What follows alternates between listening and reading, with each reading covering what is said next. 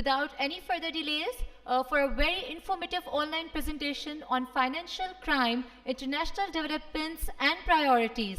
Lesson to learn. It's my pleasure to welcome on Skype Mr. Matthew Russell, Financial Crime Leader, PwC UK. Dear all, please welcome him.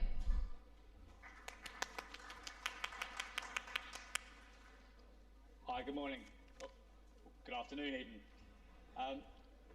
So I'm a financial crime partner here in London. Hopefully everyone can hear me okay, and thank you for the opportunity to speak to you today to share some of the perspectives on international developments and priorities. I've been a financial crime partner working across anti-money laundering, fraud, anti-bribery and corruption, and more recently tax evasion for at least 20 years, helping clients in the UK and internationally to implement or optimise systems and controls to mitigate their financial crime risk. The session today will focus on 4 areas. So if we can turn to slide 2. So first of all, looking at some of the themes at an international level, looking at what some of the regulators are focusing on, but then drilling into what certain institutions are doing to manage their financial crime risk and terrorist financing risk, and thinking about what they're doing well. And then thirdly, focusing more specifically on politically exposed person risk and the connected subject of ultimate beneficial owners, given that that's been a particular challenge for a number of institutions over the last couple of years. And then finally, spending a bit of time thinking about how technology can both support and assist in the fight against financial crime, not just in terms of those technologies that can be deployed to detect and prevent, but also thinking about some of the newer technologies within financial services more broadly and some of the opportunities that they may present in relation to the fight against financial crime. So perhaps if we can turn to slide 4.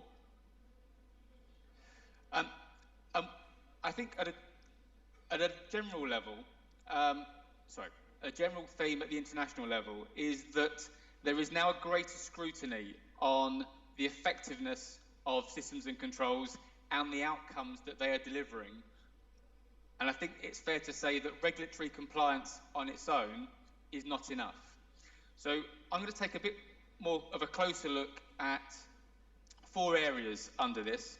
The first one is the greater focus that there is on the underlying threats and risks, so trying to better understand money laundering and how it's mitigated. Talking about the supervisory regime and how that's becoming more risk-based and what that means for institutions. Then, I think acknowledging the greater interconnectivity or interconnectedness of the wider financial ecosystem, and again, what that means for some of the priorities of the supervisors. And then finally, just talking a little bit about the role of information sharing within institutions, but also internationally. So if you can move on to slide 5. So the first theme then is the greater granularity in relation to the underlying risks and threats. And I've just included on the slide a quote from the European Union's 6th Money Laundering Directive, which is going live over the next couple of years here in Europe. And the 6th directive actually identifies 22 categories of predicate offence, including environmental crimes and trafficking. And I'm anticipating that the expectation is that regulated institutions will then need to be able to articulate their anti-money laundering and counter-terrorist finance strategy in the context of these underlying threats and risks.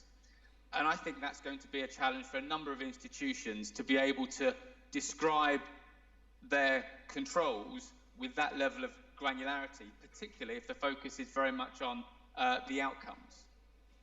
But having said that, you're starting to see a number of global institutions already framing their financial crime activities in the context of some of these specific threats.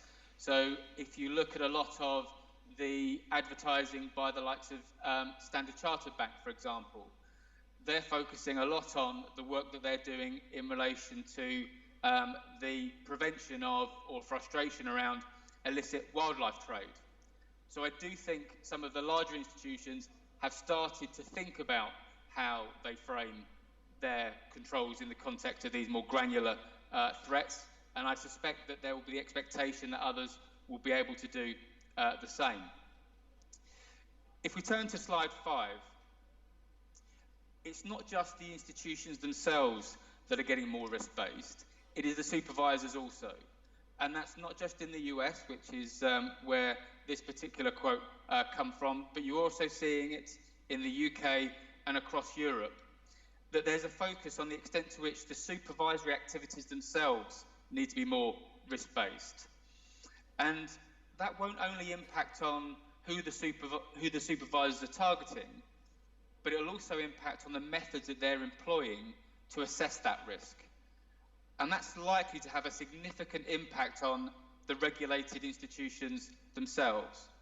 So if we take the UK, for example, all relevant regulatory financial institutions now have to submit an annual financial crime return that contains details of key relevant financial crime information, such as high-risk customers, the top 3 frauds, and so on.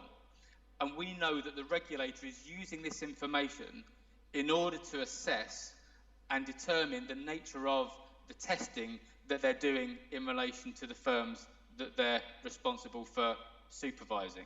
So again, we're going to see, I think, greater emphasis on the provision of information to the regulators and authorities to enable them to take a more risk-based approach. If we turn to slide 6, you'll see why there's a greater emphasis on some of the non-financial institutions in relation to the current supervisory focus, and in particular on what are described as the professional enablers of financial crime.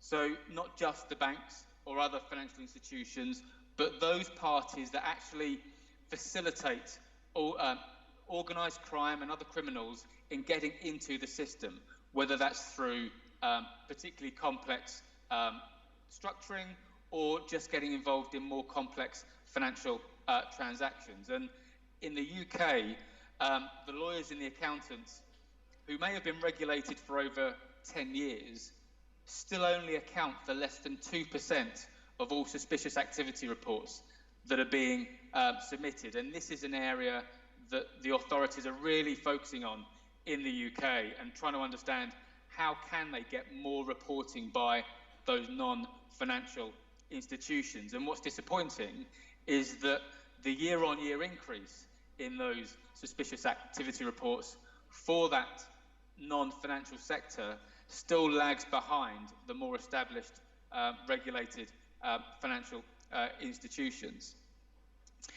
And I think that just reinforces the focus of the authorities right now on these enablers and their recognition that they are the weak link in relation to the overall ecosystem. And it's not just what the banks and other financial institutions need to do, but recognising that in order to really prevent and frustrate the criminals, we need to get greater engagement from those non-financial institutions. And then finally, if we turn to slide 7, I think a significant amount of effort is now being placed on the sharing of information. I think initially we're seeing better information sharing within jurisdictions. So I know that the UK's Joint Money Laundering Information Task Force is being held out as a preeminent model of sharing information between institutions. For those that aren't familiar with the work that they do, for the last 3 years, they've been a formal mechanism for sharing information about suspicious activity between institutions, with the National Crime Agency as the conduit for sharing that information. But also they've been focused on sharing better typologies based on some of that intelligence to those institutions so that they can calibrate and enhance their systems and controls. So I think that's encouraging in relation to information sharing within the organisation. I think, though, what we need to appreciate is that there's much more focus on how those bodies can start sharing information internationally. So I know Egmont is focused very much on how to enhance that sharing of information between the FIUs at a national level.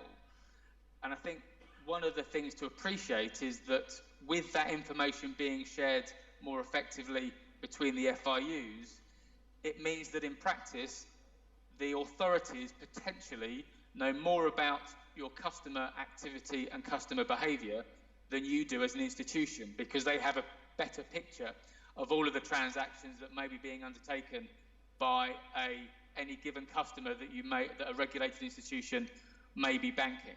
So again, I think it's going to make for increased pressure on the effectiveness of controls of institutions themselves, as well as hopefully ensuring that the fight against financial crime is more effective.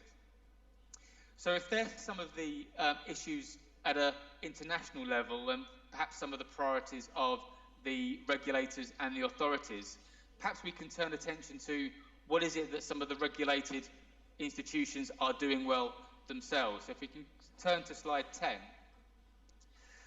I think those institutions that are managing their financial crime risk effectively are those that are ensuring that their controls are both agile and really aligned to the underlying risk. And I'm going to try to bring that to life by focusing on a couple of areas that we're seeing good practice amongst institutions. I think the first of that is how they're facing up to the challenge of coming up with robust terrorist financing risk methodologies. But secondly, thinking about, I think, the increased significance of trade-based money laundering, and then thinking about how that can be combated.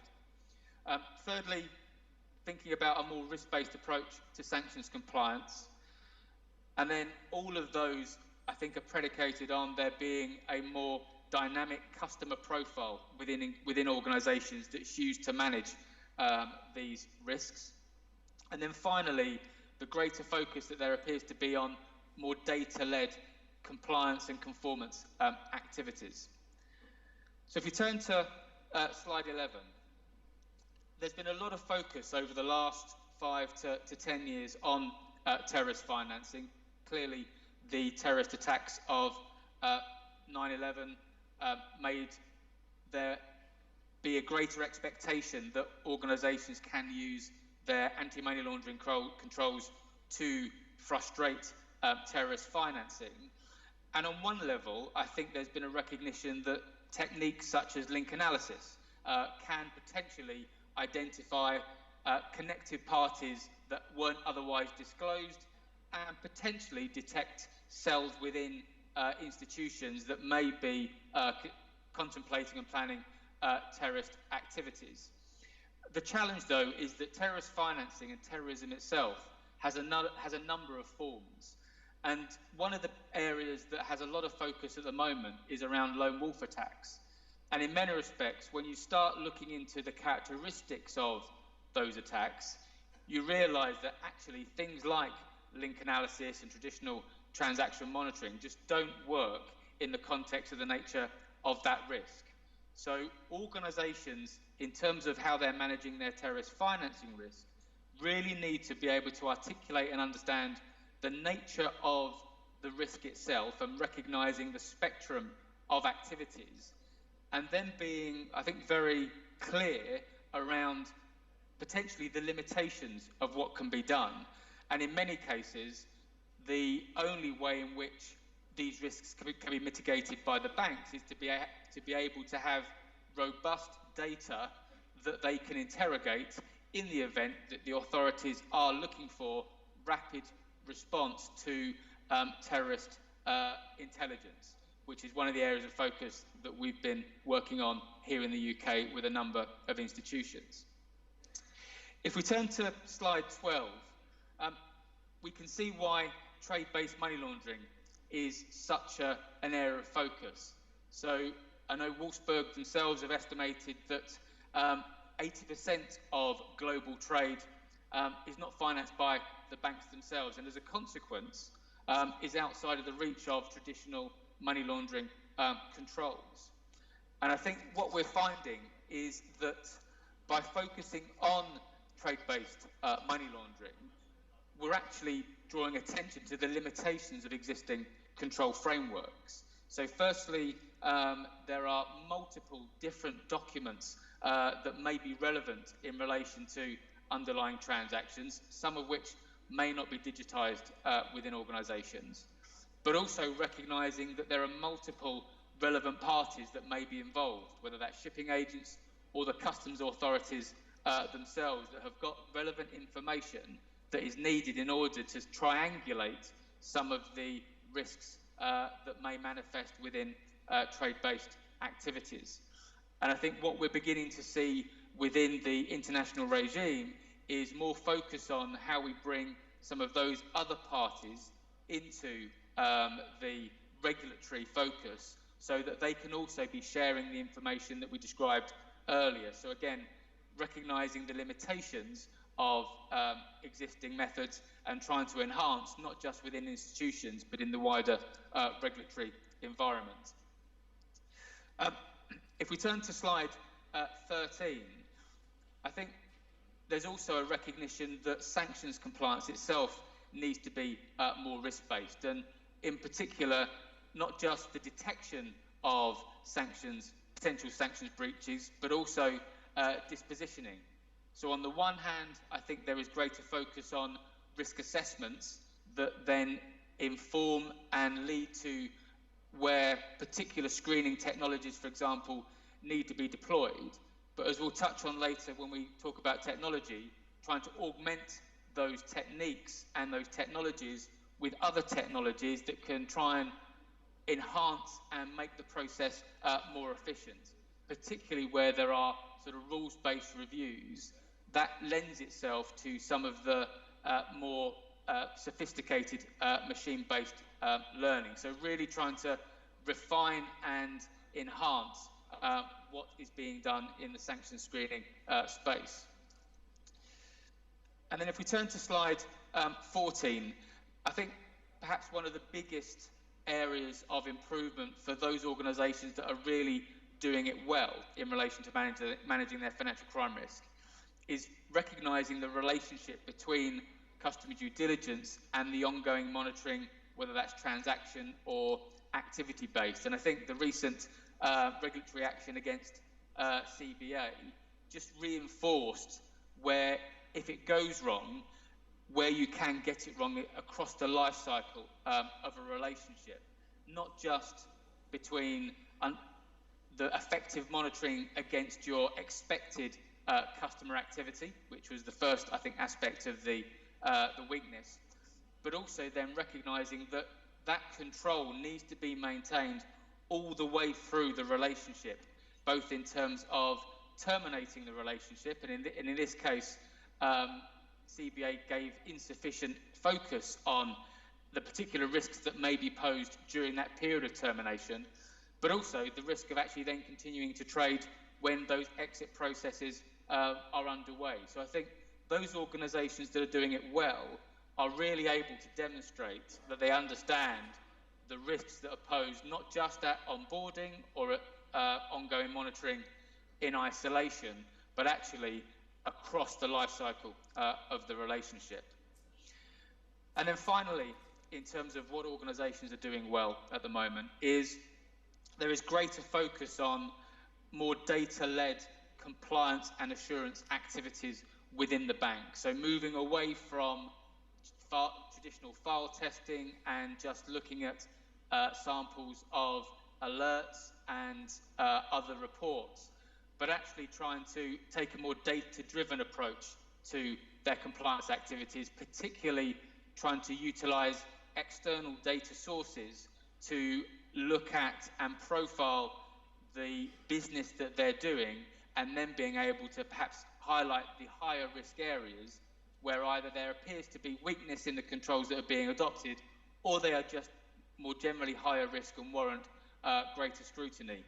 And in the UK, this is being driven by the regulators' activities, who themselves are taking a much more data-driven approach to their supervisory activities, using multiple data sources to be able to determine which institutions need to be visited and the kinds of testing that needs to be done and validation that needs to be done when they actually get into those institutions. So I think organisations themselves need to be able to embrace that more data-led approach, and in doing so, you'll see increasing distinction between what the first line, second line, and third line do within an organisation as it relates to testing. Very briefly, wanted to touch on the risks associated with PEPs and UBOs, because this is an area where a lot of organisations struggle. So if we turn to slide 17, there are really 4 key areas that organisations need to be thinking about in terms of managing their PEP risk.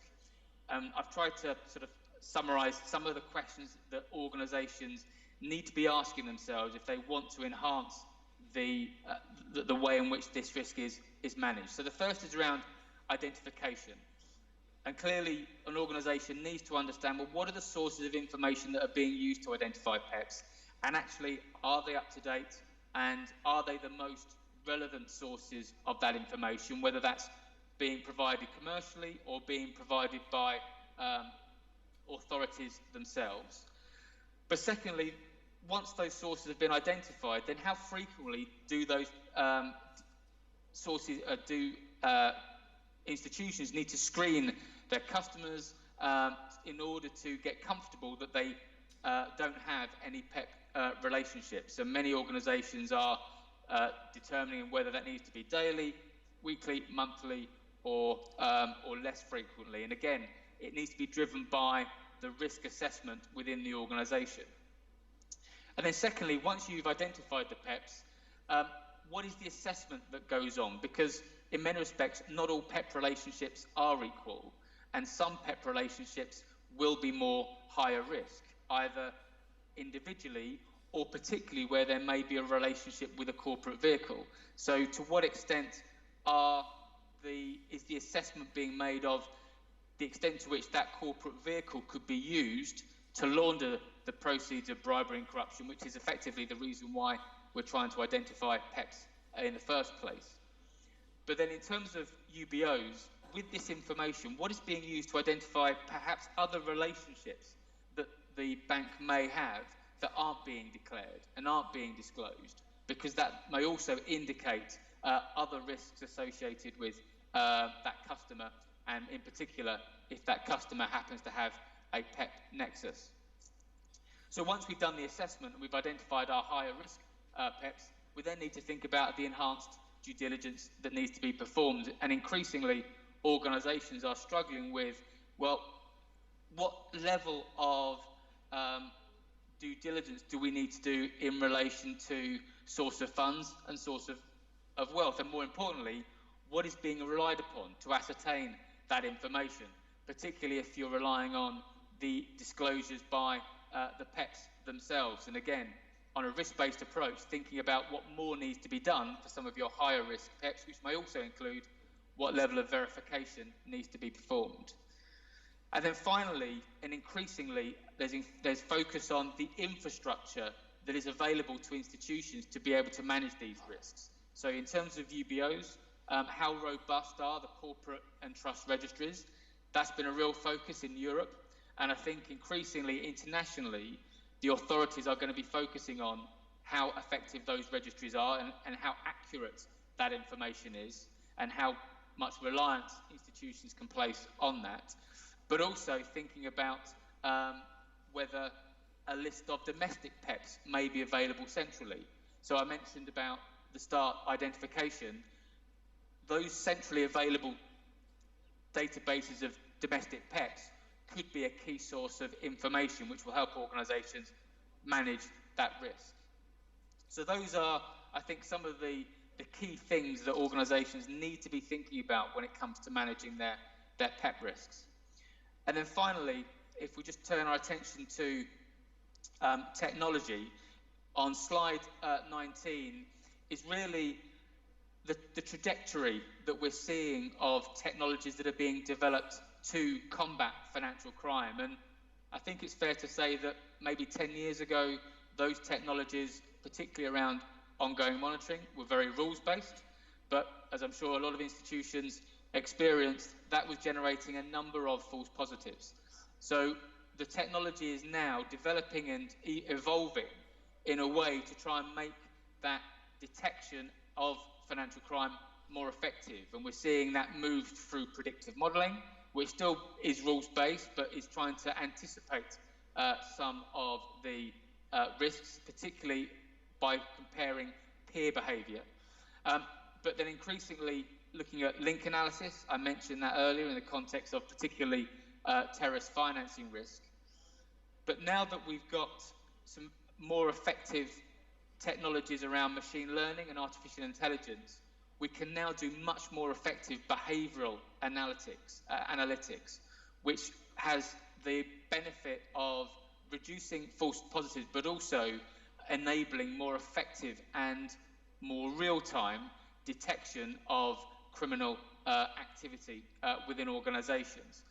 But as you can anticipate, some of that more advanced technology can be quite challenging, not only to implement, but also to be able to demonstrate to regulators that the controls are being managed effectively, and as we said right at the start, that the correct outcomes are being achieved. But those are the challenges that I think come with the perhaps more powerful technologies that are available to institutions, and not just the institutions, but the regulators themselves are also using these more sophisticated technologies. But then finally, just in terms of technology, on slide 20, I think one of the more exciting aspects of the current environment as it relates to technology is the broader financial services technologies, and whether it's new payments, cryptocurrencies, that could potentially change the way in which we're managing our financial crime risk. And I think there's a recognition, particularly in Europe, that the traditional methods, whether it's due diligence or ongoing monitoring, are those that were based on paper records of 20 years ago. Now with cryptocurrency, with mobile payments, with digital identity, we have a much more robust framework within which we can apply some of the technologies and actually be able to, I think, take advantage of the transparency that those technologies enable.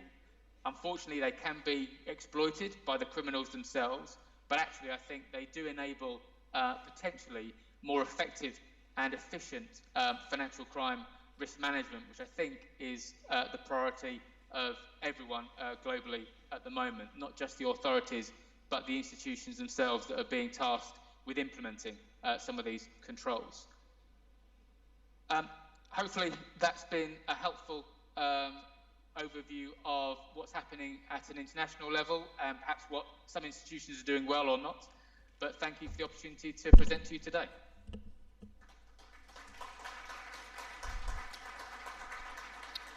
Thank you so much, Mr. Matthew, for joining us online and